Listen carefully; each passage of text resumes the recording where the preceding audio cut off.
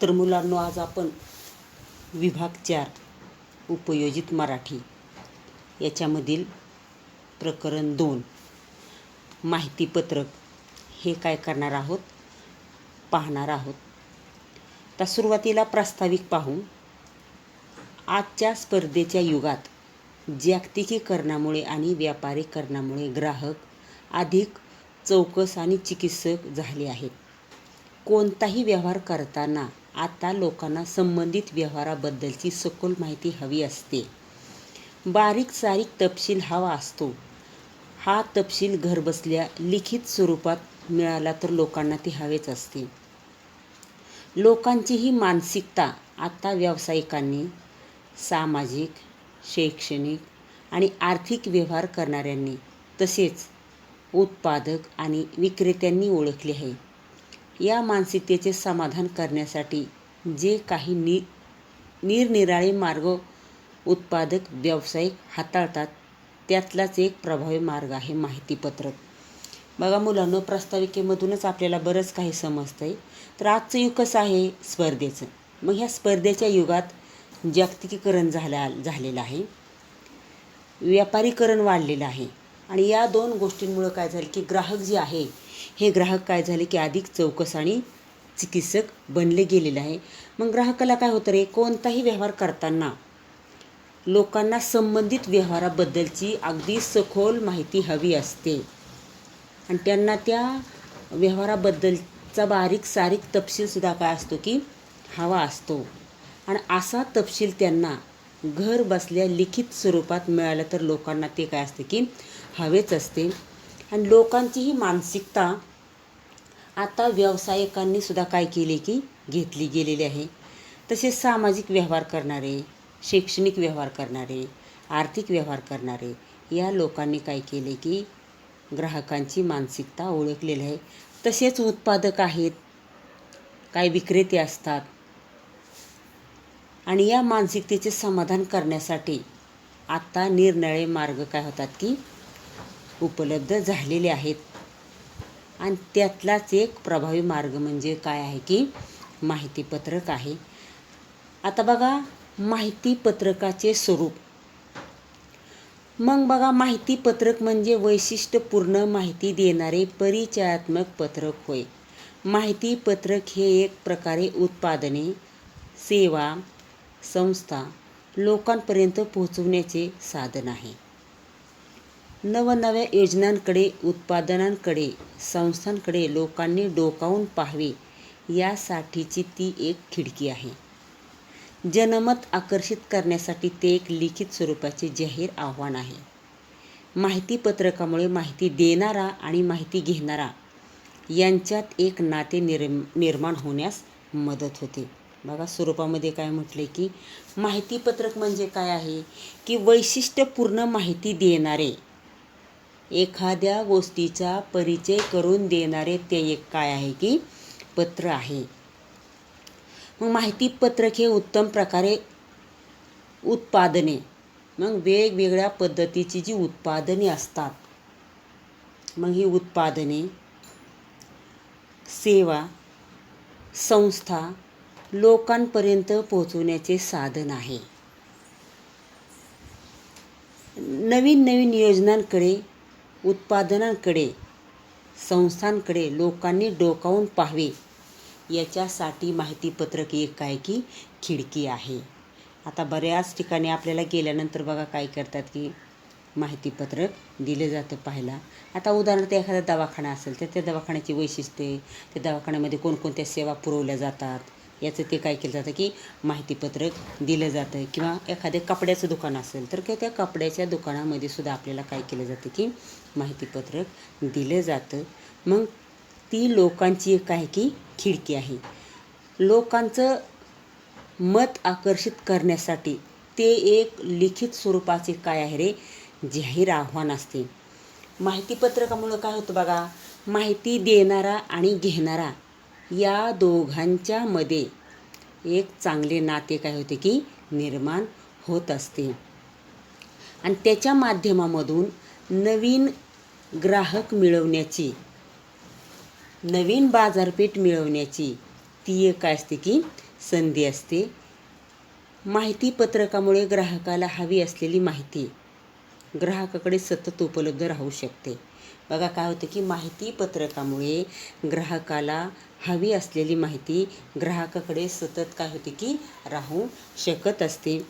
माहिती पत्रक कमी वेळात, बघा या माहिती पत्रकाचा फायदा कोणता आहे तर कमी वेळात कमी खर्चात ग्राहकांपर्यंत ते काय होतं की घर बसल्या पोहोचत असतं आणि आपल्याला पद्धतशीर काय होते की माहिती मिळत असते.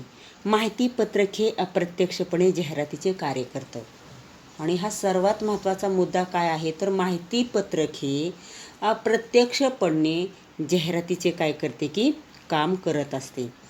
माहिती पत्रक वाचता क्षणी लोकांच्या मनात कुतूहल उत्कंठा काय होते की जागी होत असते. माहिती पत्रकाचा हेतू साध्य झाला आहे, म्हणजे माहिती पत्रकाचं स्वरूप काय झालं की साध्य झालं गेलेलं आहे. आता त्याच्यानंतर बघा पुढचा मुद्दा काय होईल, माहिती पत्रकाची गरज, म्हणजे आपल्याला कोणकोणत्या कारणासाठी माहिती पत्रकाची काय असते की गरज असते. माहिती पत्रकाची गरज सर्वत्र असते. अगदी फळफळावळ आणि भाजीपाला विक्रेत्यांपासून ते थेट लक्षावधी रुपयांच्या आलिशान कार विक्रेत्यापर्यंत सर्वांना माहिती पत्रकाची आवश्यकता भासतेच. दिवाळी फराळ, रेडीमेड कपडे, साड्या, खेळणी, किराणा माल, दिवाळी अंक, पुस्तके, स्टेशनरी, हॉटेल्स, डायनिंग हॉल, मंगल कार्यालये, फर्निचर, विद्युत उपकरणे, यंत्रसामग्री, घरगुती वापराची उपकरणे, वाहने, कारखाने, इलेक्ट्रॉनिक्स उपकरणे, औषधे, दूध दुभते, खाद्यपदार्थ इत्यादींची माहिती पत्रके पाहावयास मिळतात. बघा आता प्रत्येक गोष्टीची आपल्याला माहिती पत्रक काय होतात की पाहावयास मिळत असतात. तर बघा काय झालं की माहिती पत्रकाची गरज आता सगळीकडे झालेली आहे. कारण काय तर जागतिकीकरण झालेलं आहे, व्यापारीकरण झालेलं आहे. त्याच्यामुळं माहिती पत्रकाची गरज आता सर्वत्र काय असते की उपलब्ध असते. अगदी फळफळावळ आणि भाजीपाला विक्रेत्यांपासून, म्हणजे काय म्हणजे की अगदी एखादा जर फळफळांचा व्यवसाय करत असतील तर त्या फळफळावळ किंवा भाजीपाला विक्रेत्यांपासून थेट तुम्हाला लक्षावधी रुपयांच्या आलिशान कार विक्रेत्यांपर्यंत सर्वांना काय की माहिती पत्रकाची गरज असते, आवश्यकता असतेच. बघा त्याच्यामध्ये काय की दिवाळी फराळ असेल, रेडीमेड कपडे असतात. आपण पाहतो बघा सणांच्या मध्ये तर ही माहिती पत्रकं पॉम्पलेटं काय केली जातात की वाटली जातात. किंवा वेगवेगळ्या प्रकारची खेळणी असतात, किराणा माल असेल, दिवाळी अंक असेल, पुस्तके असतात, स्टेशनरी असेल, हॉटेल्स, डायनिंग हॉल, मंगल कार्यालये, विद्युत उपकरणे, फर्निचर, यंत्रसामग्री, घरगुती वापराची उपकरणे, वाहने असतात, कारखाने, इलेक्ट्रॉनिक्स उपकरणे, औषधे, खाद्यपदार्थ या सर्वांसाठी माहिती पत्रके काय असतात की तयार असतात. आणि आपल्याला प्रत्येक गोष्टीवर काय होतात की माहिती पत्रके पाहावयास मिळत असतात. आता बघा नाट्यगृहे, सिनेमागृहे, सहकारी संस्था, आर्थिक आणि शैक्षणिक संस्था, सामाजिक आणि साहित्यिक संस्था, सांस्कृतिक आणि क्रीडा संस्था, कंपन्या, हॉस्पिटल्स, पर्यटन संस्था, LIC, पोस्ट, बँका, पतपेढ्या, बचत गट इत्यादी ठिकाणी माहिती पत्रकाची गरज असते. बघा खरं तर सगळ्याच गोष्टीमध्ये काय झाले की माहिती पत्रकाची गरज आपल्याला भासत असते. मग नाट्यगृह असतात, मग ते नाट्यगृह कशा पद्धतीचं आहे, तिथं कोणकोणत्या सोयी आहेत त्याचंसुद्धा काय असतं की माहिती पत्रक असतं. सिनेमागृह आहे, मोठमोठ्या सहकारी संस्था असतात, आर्थिक आणि शैक्षणिक संस्था असतात, सामाजिक आणि साहित्यिक संस्था, सांस्कृतिक क्रीडा संस्था, मोठमोठ्या कंपन्या, हॉस्पिटल्स, पर्यटन संस्था, LIC ऑफिस, पोस्ट आहे, बँक आहे, पतपेढे असतात, बचत गट या सर्व ठिकाणी माहिती पत्रकाची काय झाली की गरज झालेली आहे. म्हणजे सर्व क्षेत्रामध्ये आपल्याला माहिती पत्रक काय होतं की पाहायला मिळत असतं. आता बघा कला, संगीत, छोटे मोठे अभ्यासक्रम,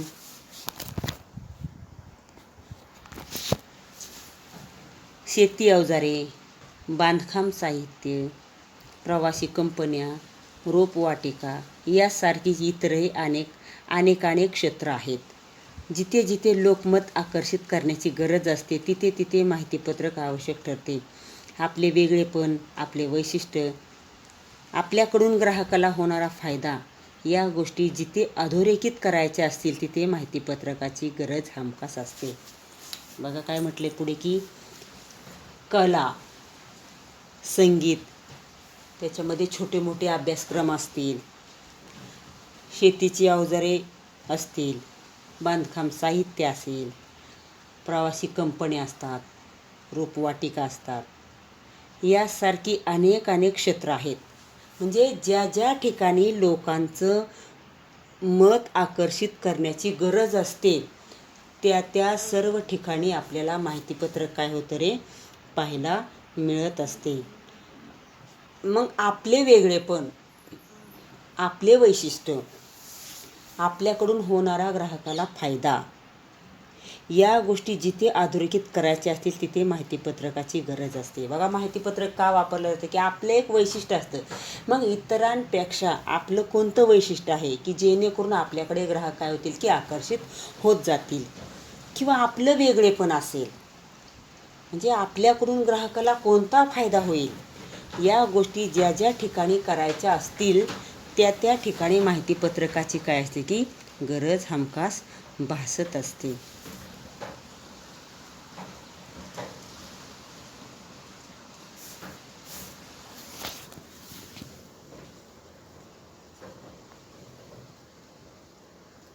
माहितीपत्रकाच्या रचनेची वैशिष्ट्ये.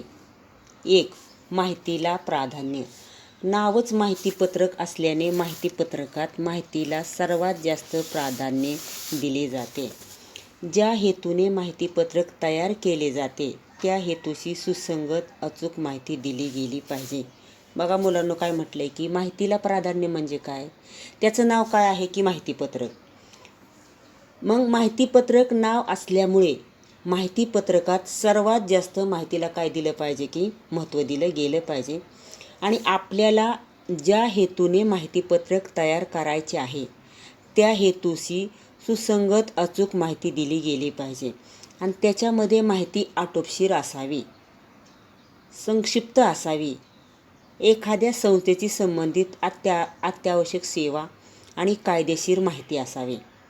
त्याच्यामध्ये काय म्हटलं आहे बघा, उदाहरणार्थ संस्था नोंदणी क्रमांक, संस्थेचा दिनांक, दूरध्वनी क्रमांक, ईमेल, वेबसाईट, संस्थेचे बोधचिन्ह, घोषवाक्य किंवा पत्ता, आणि त्या ठिकाणी काम करणारे जे पदाधिकारी आहेत त्यांची नावे आणि कामकाजाची वेळ, या गोष्टी अगदी व्यवस्थितपणे त्या माहितीपत्रकामध्ये काय करायच्यात की नमूद करायच्या आहेत. मुख्य म्हणजे माहितीपत्रकातील माहिती ही वस्तुनिष्ठ असायला हवी, सत्य वास्तवात असली पाहिजे आणि तिच्यामध्ये कोणत्याही प्रकारचा अतिशयोक्तीपणा नसावा किंवा ती माहिती चुकीची असता कामा नये. माहितीपत्रकातील माहिती वाचता येण्यासारखी असावी, तथापि त्यात माहितीचा अतिरेक नसावा. म्हणजे त्याच्यामध्ये काय करायचे की माहितीचा कोणत्याही प्रकारचा अतिरेक नसावा. म्हणजे तुमच्या ज्या संस्थेशी निगडीत जेवढ्या गोष्टी आहेत तेवढ्या गोष्टी तुम्ही काय करायच्या आहेत की माहितीपत्रकामध्ये द्यायच्या आहेत. म्हणजे मुद्दाच असा आहे की माहितीला प्राधान्य दिलं गेलं पाहिजे. आता दुसरा मुद्दा आहे बघा, उपयुक्तता. आपले माहितीपत्रक उपयुक्त परिणामकारक कसे होईल याचीही दक्षता घेतली पाहिजे. वाचून झाल्यानंतर ते चुरगाळून फेकून न देता जपून ठेवण्याची, वापरण्याची इच्छा झाली पाहिजे. असे उपयोगमूल्य माहितीपत्रकाला केव्हा प्राप्त होईल तर जेव्हा माहितीपत्रकात वाचकाच्या जिव्हाळ्याची माहिती दिली जाते तेव्हा. बघा दुसरा मुद्दा काय की ते माहितीपत्रक अगदी उपयुक्त असावे, आपल्याला वारंवार त्याचा वापर करता आला पाहिजे. बघा माहितीपत्रकात काय करायचे की तुम्ही दिलेली माहिती अतिशय उपयुक्त असावी आणि परिणामकारक असावी. मग कसे होईल याची आपण काय करायची की दक्षता घ्यायची आहे. मग आपले माहितीपत्रक एखाद्या वाचकाने वाचून झाल्यानंतर ते चुरगाळून फेकून न देता ते जपून ठेवण्याची त्याची काय झाली पाहिजे की इच्छा झाली पाहिजे. आणि सतत ते माहितीपत्रक काय झालं पाहिजे की वापरलं गेलं पाहिजे. उपयोग मूल्य माहितीपत्रकाला केव्हा प्राप्त होईल? बघा काय म्हणलं की तुमच्या माहितीपत्रकाला उपयोग मूल्य कधी प्राप्त होईल? जर माहितीपत्रकात वाचकाच्या जिव्हाळ्याची माहिती दिली गेली तर. म्हणजे माहितीपत्रकामध्ये काय करायचे की जे वाचक असतात या वाचकांच्या जिव्हाळ्याची काय करायची की माहिती द्यायची आहे. तेव्हा तुमचं माहितीपत्रक उपयोग मूल्य म्हणून काय होणार आहे की ठरणार आहे. माझ्या दैनंदिन जीवनातील समस्या, अडचणी, प्रश्न यांच्या सोडवणुकीसाठी हे माहितीपत्रक मला उपयोगी पडेल असे ग्राहकाला वाटायला लावणारे माहितीपत्रक उपयुक्तच असते. बघा त्याच्यामध्ये काय करायचे की माझ्या दैनंदिन म्हणजे काय तर माझ्या रोजच्या जीवनामध्ये असणाऱ्या ज्या समस्या आहेत, अडचणी आहेत, प्रश्न यांच्या सोडवणुकीसाठी हे माहितीपत्रक मला कसे उपयोगी पडेल असे ग्राहकाला वाटायला लावणारे माहितीपत्रक कधी त्यांना काय होतं की उपयुक्तच ठरत असते. माहितीपत्रकातील तुमच्या पालेभाज्यांवर अतिरिक्त कीटकनाशके वापरली आहेत का? दुधातली भेसळ ही कशी ओळखा? अशा वाक्यांकडे वाचकांचे लक्ष गेले की शहरी व्यक्तींनाही कृषी प्रदर्शनाविषयी माहितीपत्रक उपयोगी वाटू लागते. आणि बघा त्याच्यामध्ये काय करायचे की माहितीपत्रकातील तुमच्या म्हणजे माहितीपत्रकामध्ये जे आपण पालेभाज्या वगैरे दाखवतो मग त्याच्यावर अतिरिक्त कीटकनाशके मारली आहेत का? किंवा दुधातली भेसळ ही अशी ओळखा.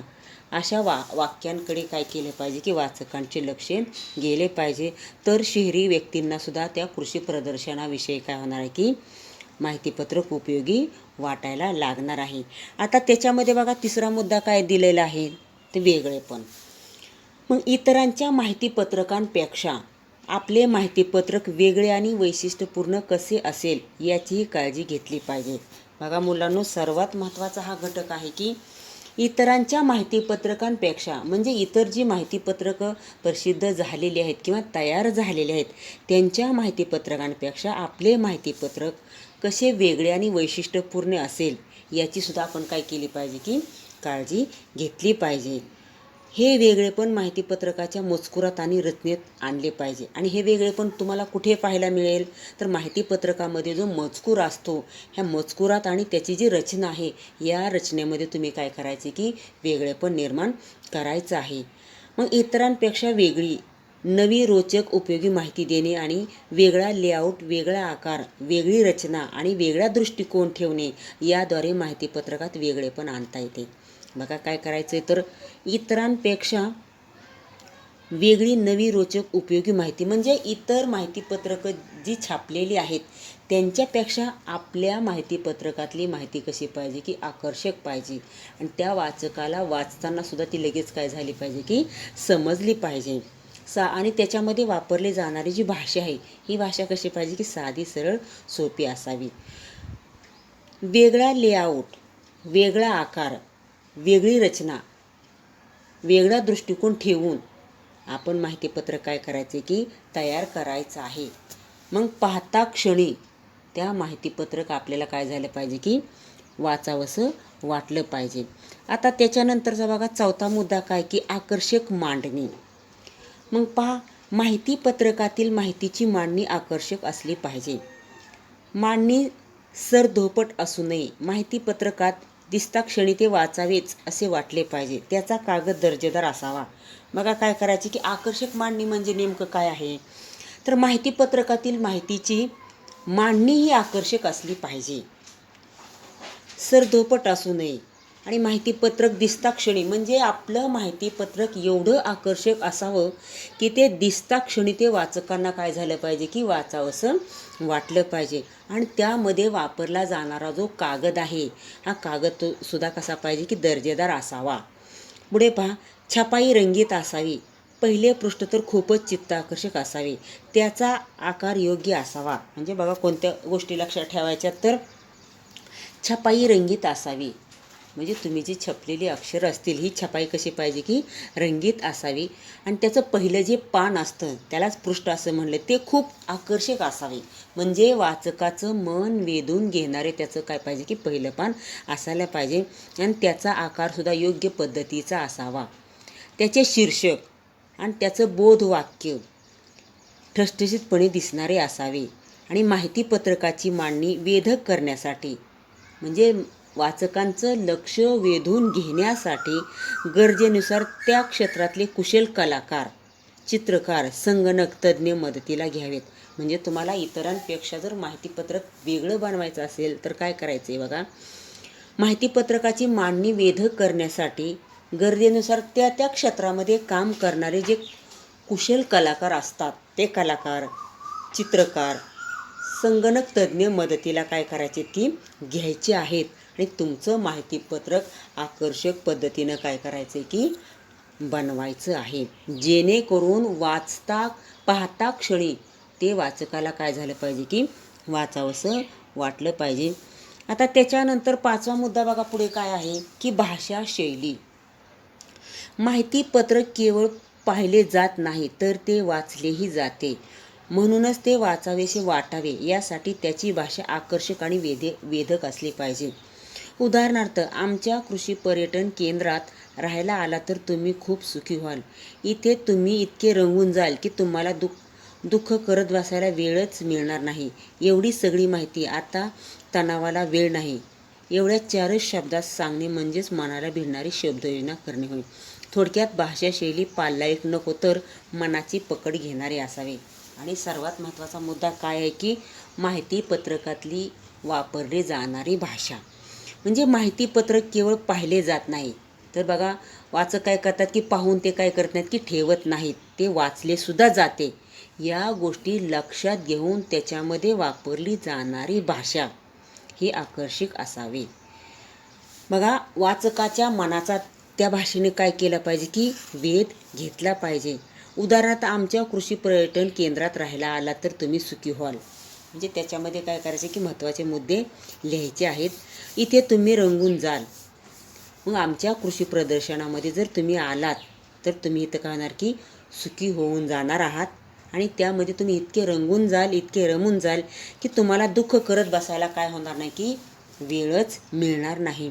एवढी सगळी माहिती. आता तणावाला वेळ नाही म्हणजे एवढी सगळी माहिती दिल्यानंतर तुमच्या तणावाला काय होणार नाही की वेळ मिळणार नाही. आणि एवढ्या 4च शब्दात सांगणे म्हणजे मनाला भिडणारी शब्दयोजना करणे. म्हणजे थोडक्यात काय म्हटलंय की माहितीपत्रकामध्ये वापरली जाणारी भाषा वाचकाच्या मनाला जाऊन काय झाली पाहिजे रे, भिडली पाहिजे. भाषा शैली पाल्लाळिक नको. म्हणजे माहितीपत्रकामध्ये वापरली जाणारी जी भाषा आहे ही भाषा काय पाहिजे की पाल्लाळिक नसावी, त्याच्यामध्ये पाल्लाळपणा नसावा. तर ती मनाची पकड घेणारी अशी म्हणजे वाचकाच्या मनापर्यंत जाऊन काय झाली पाहिजे की ती भिडली पाहिजे. आणि वाचणारे वाचक सर्वसामान्य काय असतात की वाचत असतात आणि त्यांना साधे साधे शब्द काय झाले पाहिजे की कळले पाहिजे. आता त्याच्यानंतर बघा काय म्हणले की माहितीपत्रकासाठी आवश्यक मुद्द्यांचा नमुना. म्हणजे माहितीपत्रकासाठी कोणकोणते मुद्दे आवश्यक आहेत. समजा एका कनिष्ठ महाविद्यालयात नवीन शैक्षणिक वर्षापासून विज्ञान शाखा नव्याने सुरू करायची आहे. ही बाब जास्तीत जास्त प्रवेशात्सुक विद्यार्थ्यांपर्यंत आणि पालकांपर्यंत प्रभावीपणे पोहोचवायची आहे. कारण तसे झाले तर विद्यार्थी प्रवेश घेण्यासाठी त्या कनिष्ठ महाविद्यालयाशी संपर्क साधतील. तर मग कशी पोहोचवता येईल ही बाब त्यांच्यापर्यंत, अर्थातच माहितीपत्रकाच्या माध्यमामधून. बघा मुद्दा पुढचा काय होता की तर माहितीपत्रकाचे आवश्यक मुद्द्यांचा नमुना. म्हणजे माहितीपत्रक छापताना मोजके आणि आवश्यक असणारे मुद्दे काय करायचे आहेत की घ्यायचे आहेत. मग नमुना म्हणून एक दिलेला आहे उदाहरण. समजा एका कनिष्ठ महाविद्यालय, मग त्यांनी काय सांगितले की समजा एखादं कनिष्ठ महाविद्यालय असेल आणि त्या ठिकाणी काय करायचे की नवीन शैक्षणिक वर्षापासून विज्ञान शाखा काय करायची की चालू करायची आहे. आणि ही बाब जास्तीत जास्त प्रवेश घेणाऱ्या विद्यार्थ्यांपर्यंत किंवा पालकांपर्यंत आपल्याला कशी पोहोचवायची आहे. मग ती प्रभावीपणे जर पोहोचवायची असेल तर काय करायचं बघा, मग माहितीपत्रक छापल्यानंतर त्याच्यामध्ये कोणकोणत्या गोष्टी काय कराव्या लागतील की ॲड कराव्या लागतील.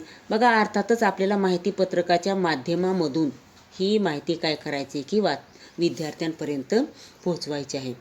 कोणकोणते मुद्दे असले पाहिजेत या माहितीपत्रकात. बघा, माहितीपत्रकामध्ये कोणकोणत्या मुद्द्यांची काय केली पाहिजे की छपाई केली गेली पाहिजे. एक, ते कनिष्ठ महाविद्यालय ज्या शैक्षणिक संस्थेमार्फत चालवले जाते त्या संस्थेचे बोधचिन्ह, बोधवाक्य, संस्थेच्या महत्त्वाच्या पदाधिकाऱ्यांची नावे. 2, त्या संस्थेचे नाव, पत्ता, स्थापना वर्ष, दूरध्वनी क्रमांक, मोबाईल क्रमांक, ईमेल, वेबसाईट. 3, त्या कनिष्ठ महाविद्यालयाचे नाव, पत्ता, स्थापना वर्ष, दूरध्वनी क्रमांक, ईमेल, वेबसाईट. 4, संस्था व कनिष्ठ महाविद्यालयास असलेली शासकीय मान्यता, मंजुरीविषयक संक्षिप्त माहिती. 5, कनिष्ठ महाविद्यालयाशी संबंधित प्राथमिक माहिती, उदाहरणार्थ शासकीय, खाजगी, अनुदानित, विनाअनुदानित इत्यादी. 6, कनिष्ठ महाविद्यालयाची थोडक्यात पार्श्वभूमी. 7, आवश्यक ती सांख्यिकी माहिती. 8, कनिष्ठ महाविद्यालयातील सुविधा, उदाहरणार्थ स्वच्छतागृहे, प्रयोगशाळा, क्रीडांगण, सभागृह, ग्रंथालय, अभ्यासिका, वसतिगृह, वाहनतळ, उपहारगृह इत्यादी. 9, कनिष्ठ महाविद्यालयाची इतर वैशिष्ट्ये. 10, कनिष्ठ महाविद्यालयात होणारे उपक्रम, उदाहरणार्थ कमवा व शिका, NSS, सहली इत्यादी. 11, पूरक फोटो. 12वा मुद्दा आहे संस्थेच्या इतर शाखांमधील परीक्षांचे निकाल. 13, कनिष्ठ महाविद्यालयाच्या भविष्यकालीन योजना. 14, विद्यार्थ्यांना दिल्या जाणारे शैक्षणिक सवलती, शिष्यवृत्ती इत्यादी गोष्टी. 15, कनिष्ठ महाविद्यालयापर्यंत जाणाऱ्या रस्त्यांची माहिती किंवा नकाशा. 16, प्रवेश प्रक्रियेबद्दलची माहिती, प्रवेश क्षमता, प्रवेशाच्या अटी, आवश्यक ती कागदपत्रे, प्रवेशाबाबतची पात्रता, प्रवेशाची अंतिम तारीख, प्रवेश अर्जाचा नमुना, फी, सुरुवातीला भरायची रक्कम, संबंधित कोर्सचा कालावधी, प्रवेशाच्या कामकाजाची वेळ, सुट्ट्या केव्हा असतील, संबंधित अधिकाऱ्याचे नाव, त्यांचा फोन क्रमांक, प्रवेश निश्चित केव्हा होणार याची तारीख, यादी जाहीर करणे, कनिष्ठ महाविद्यालय सुरू होण्याची तारीख याबद्दलची माहिती. म्हणजे आपल्याला काय केले बघा की माहिती पत्रकामध्ये 16 मुद्दे काय केले की त्यांनी दिले गेलेले आहेत. पहिला काय होता की मग कनिष्ठ महाविद्यालय ज्या शैक्षणिक संस्थामार्फत चालवलं जाईल त्या संस्थेचं तिथं काय करायचं की बोधचिन्ह द्यायचं आहे किंवा बोधवाक्य असावं. 2, त्या संस्थेचे नाव, पत्ता. मग त्या संस्थेचं नाव आहे, पत्ता, दूरध्वनी क्रमांक या गोष्टी त्या ठिकाणी काय करायच्या आहेत की नमूद करायच्या आहेत. नंतर विद्यार्थ्यांना प्रवेश घेताना काय झाल्या पाहिजे की अडचणी निर्माण झाल्या नाही पाहिजेत. कनिष्ठ महाविद्यालयाचे नाव आहे, मग ते त्याचा पत्ता, मग ते कोणत्या साली स्थापन झालं, स्थापना वर्ष आहे आणि त्याच्यावर काय करायचे आहेत की सगळे फोन नंबर, मोबाईल नंबर छापायचे आहेत. 4था मुद्दा काय की संस्था आणि कनिष्ठ महाविद्यालयात असलेली शासकीय मान्यता. मग तुमचं महाविद्यालय जे चालवले आहे याला शासकीय मान्यता आहे का किंवा मंजुरी दिलेली असेल तर त्याच्याविषयी माहिती काय करायची की थोडक्यात द्यायची आहे. कनिष्ठ महाविद्यालयाशी संबंधित प्राथमिक माहिती, शासकीय, खाजगी, अनुदानित, विनाअनुदानित या गोष्टी त्या ठिकाणी काय करायच्या आहेत की नमूद करायच्या आहेत. आणि त्या महाविद्यालयाची थोडक्यामध्ये पार्श्वभूमी, आवश्यक ती सांख्यिकीय माहिती आणि कनिष्ठ महाविद्यालयातील सुविधा. म्हणजे तुमच्या कनिष्ठ महाविद्यालयामध्ये कोणकोणत्या सुविधा आहेत, स्वच्छतागृहे आहेत, प्रयोगशाळा पाहिजे, क्रीडांगण, सभागृह, ग्रंथालय, अभ्यासिका असेल, वसतिगृह आहे, वाहनतळ, उपहारगृह या सर्व गोष्टींची माहितीपत्रकामध्ये काय करायची की नोंद करायची आहे. आणि कनिष्ठ महाविद्यालयाची इतर वैशिष्ट्य म्हणजे याच्यापेक्षा आणखी कोणती वैशिष्ट्य आहेत हे सुद्धा तुम्हाला त्या माहितीपत्रकामध्ये काय करायचे की नमूद करायचं आहे. आणि त्या महाविद्यालयामध्ये कोणकोणते उपक्रम होतात, उदाहरणार्थ कमवा आणि शिका योजना किंवा NSS सहली असतील, ही सर्व माहिती त्या माहितीपत्रकामध्ये छापणे गरजेचं असतं. पूरक फोटो म्हणजे सगळ्या गोष्टीबाबतचे तुम्हाला काय करायचे की फोटो त्या माहितीपत्रकामध्ये छापायचे आहेत. आणि त्या संस्थेच्या इतर शाखांमधील परीक्षांचे निकाल, मग संस्थेमध्ये असणाऱ्या ज्या वेगवेगळ्या शाखा असतात या शाखांचे निकालसुद्धा तुम्हाला काय करायचे की माहितीपत्रकामध्ये छापायचे आहेत. आणि कनिष्ठ महाविद्यालयाच्या भविष्यकालीन योजना म्हणजे तुम्ही विद्यार्थ्यांसाठी कोणकोणत्या योजना ह्या भविष्यकालीन काय करणार की राबवणार आहात, ही सुद्धा माहिती आपल्याला काय करायची की माहितीपत्रकामध्ये छापायची आहे. आणि तुम्ही विद्यार्थ्यांना कोणकोणत्या शैक्षणिक सवलती देता, शिष्यवृत्ती, या गोष्टीसुद्धा नमूद करणं काय की गरजेचं असतं. तसेच त्या महाविद्यालयापर्यंत जाणाऱ्या रस्त्यांची माहिती किंवा नकाशा असावा.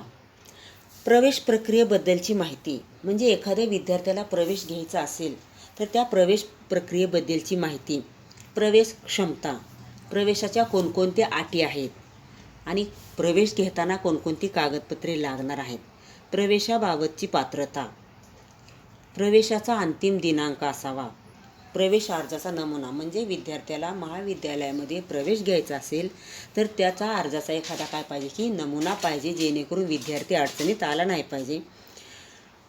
फी सुरुवातीला भरायची रक्कम, मग तुम्ही सुरुवातीला किती टप्प्यामध्ये रक्कम भरायची आहे, संबंधित कोर्स असेल त्या कोर्सचा कालावधी पाहिजे आणि प्रवेशाच्या कामकाजाची वेळ, सुट्ट्या केव्हा असतील आणि संबंधित अधिकारी जे आहेत या अधिकाऱ्यांचे नाव, त्यांचा पत्ता, त्यांचा फोन क्रमांक, प्रवेश निश्चित कधी होणार आहे याची तारीख, त्या ठिकाणी यादी जाहीर करावी.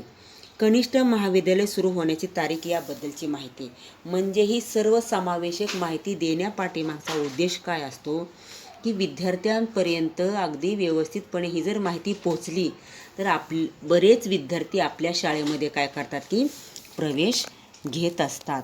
मग ही सर्व माहिती आपल्याला काय करायची की योग्य पद्धतीनं छापायची आहे. आता बघा त्याच्यानंतरचा शेवटचा मुद्दा काय, समारोप. मग आजच्या काळात आकर्षक आणि नेमकी माहिती पुरवणारे माहितीपत्रक तयार करणे ही व्यावसायिकांची गरज आहे आणि ते वेळेवर उपलब्ध होणे ही ग्राहकांची गरज आहे. त्यामुळे माहितीपत्रक तयार करणे या गोष्टीला व्यावसायिक मूल्य प्राप्त होत आहे. आणि समारोपामध्ये काय म्हटलंय बघा की खरंच मुलांनो, आजचा जो काळ आहे आणि आजच्या काळात आकर्षक आणि नेमकी माहिती म्हणजे आजच्या काळामध्ये आकर्षक आणि नेमकीच माहिती पुरवणारे माहितीपत्रक तयार करणे ही व्यावसायिकांची काय झाली की गरज आहे. म्हणजेच काय तर अगदी थोडक्या शब्दामध्ये काय करायची की माहिती पुरवायची आहे आणि ती वेळेवर उपलब्ध होणे ही ग्राहकांची काय आहे की गरज आहे.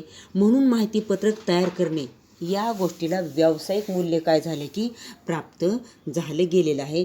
तर अशा पद्धतीनं आपलं काय झालं की माहितीपत्रक हा पाठ काय झाला आहे की संपलेला आहे.